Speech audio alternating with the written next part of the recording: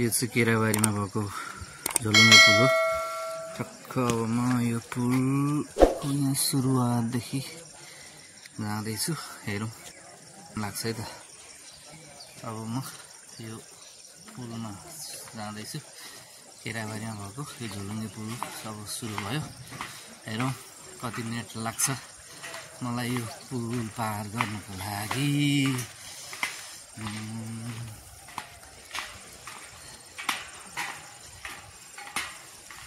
वरिपरिको यो दृश्यहरू तपाईँलाई म देखाउँदै लान्छु। निकै नै सुन्दर दृश्य छ हैन। अब निकै लामो पुल छ यो। अब म नन स्टप भिडियो कतै स्टप नगरिकन, एडिट नगरिकन तपाईँलाई म पल्लो छेउसम्म यो पुलमा लिएर जानेछु। निकै लामो पुल छ यो। पुलमा हिँड्दा हिँड्दै थकाइ लाग्न पनि सक्छ। हेर्न सक्नुहुन्छ यो उत्तरतिरको दृश्य हो, यो पश्चिम, त्यस पछाडि यो दक्षिणतिरको दृश्य हो भने जाँदैछु म। कति मिनट लाग्छ मलाई यो पुल पार गर्नको लागि।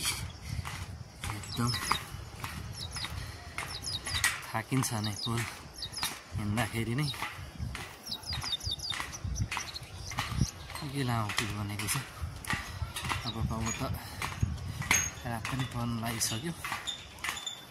हामी इटोरीदेखि आज आएका हौँ यहाँ।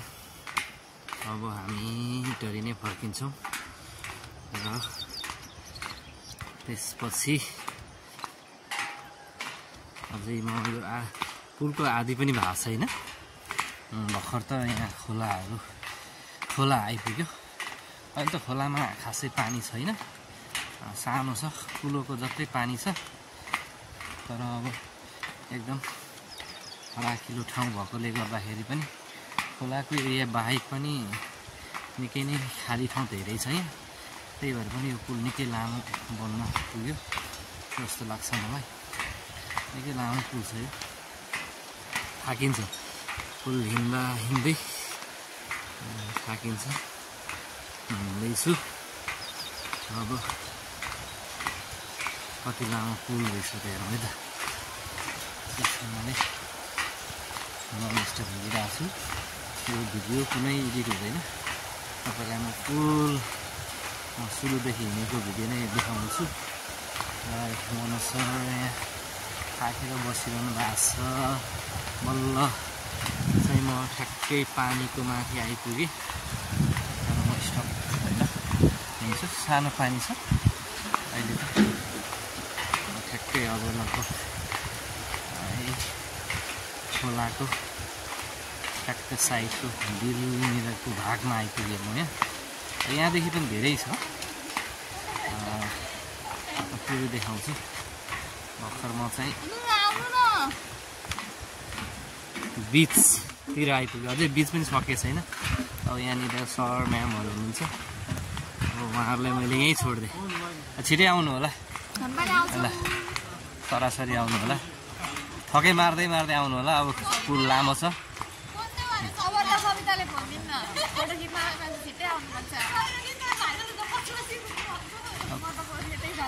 फोटो खिच्न नपाएर गाह्रो छ, किन रात परिसक्यो। हामीसँग धेरै टाइम पनि छैन। अब चाहिँ भने यो ठ्याक्कै बगरदेखि बाहिरको एरियामा छौँ हामी। यहाँ माथि नै पुलै छ, किनभने अग्लो भाग निकै पर छ। अग्लो भाग निकै पर भएकोले गर्दाखेरि यो पुल निकै लामो हुन पुगेको छ। र यो पुलले चाहिँ दुईवटा गाउँलाई जोडेको छ। अब यताको गाउँ हुन त यहाँदेखि अलिकति तल त्यहाँनिर पक्की पुल पनि छ। त्यो चाहिँ पक्की पुल चाहिँ उता मदन भण्डारी राजमार्गको पुल हो। र ठ्याक्क फेरि अहिले म यो अर्को भागमा पुलको यो अर्को भागमा आइपुगेँ। अझै निकै छ, हिँड्दैछु। हेरौँ मलाई कति मिनट लाग्दो रहेछ यो पुल पार गर्नको लागि।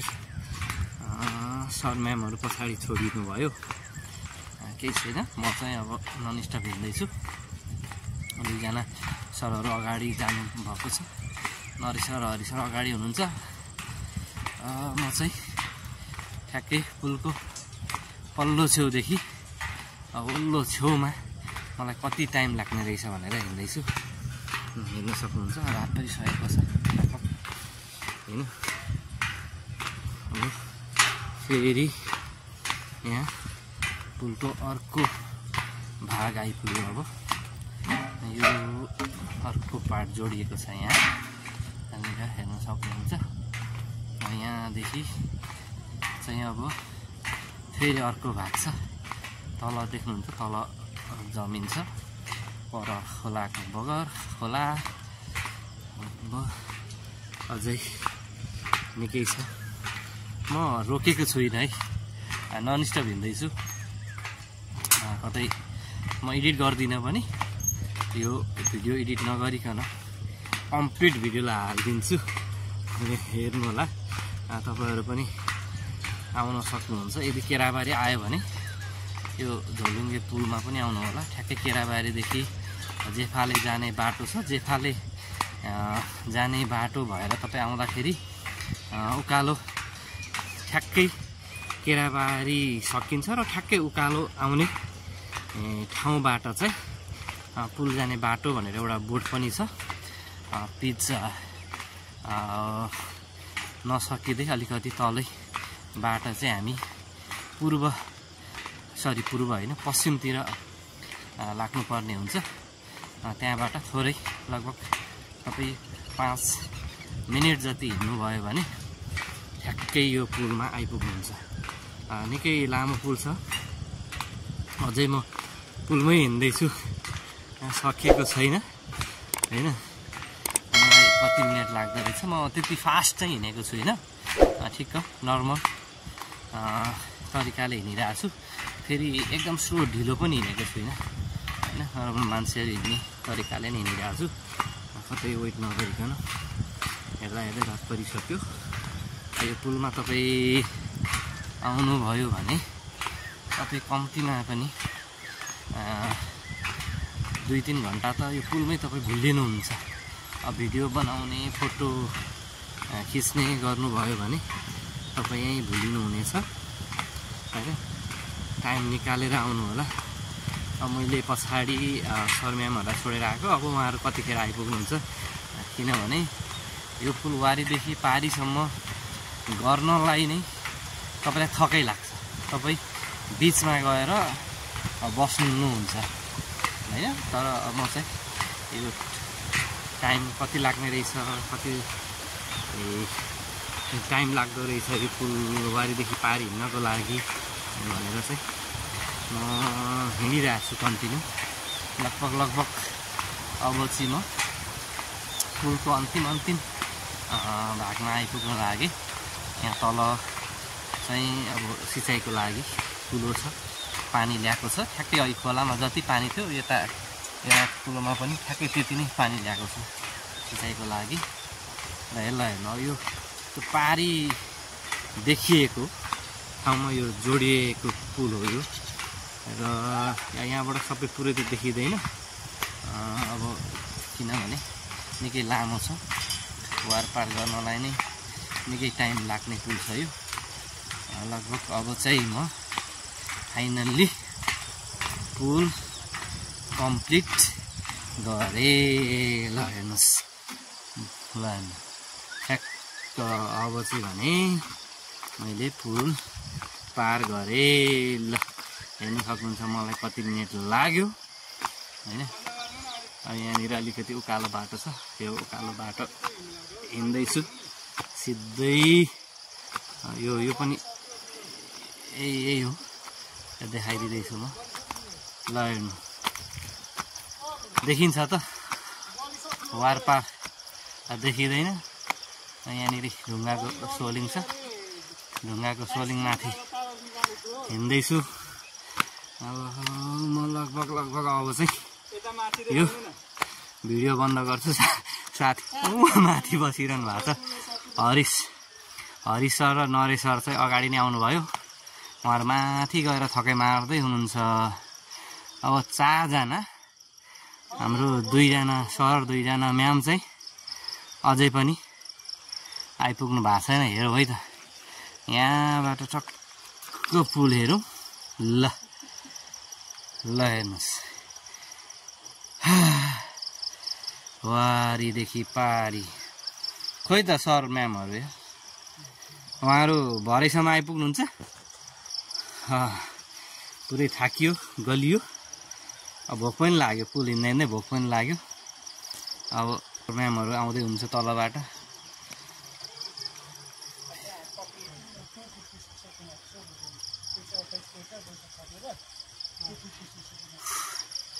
दुईजना खोइ, 2 जना।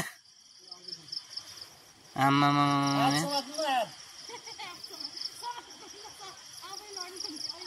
सर लजाउनुहुन्छ क्या? मनु सर सानोमा त यस्तो हुनु न थियो त।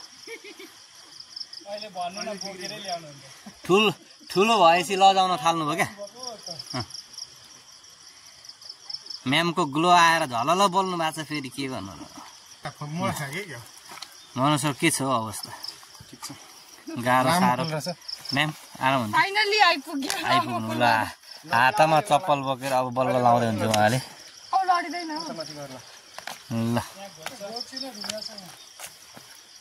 ल बिस्तारै म्यामलाई बिस्तारै लिएर जानु होला। अझै बाटो अलिकति अप्ठ्यारो छ है त। अब अर्को जोडी हेरौँ यता। ल गाह्रो छ। पुल लामो भएपछि के गर्नु, वारी पारी तर्नै गाह्रो छ हैन। अब उहाँहरू पनि आउँदैछ। अघि पुलमा हिँड्जेल चाहिँ हात पक्रेर हिँड्नु भएको थियो। हामीलाई देखेपछि लजाउनु हो। म्याम आरामै हुनुहुन्छ नि?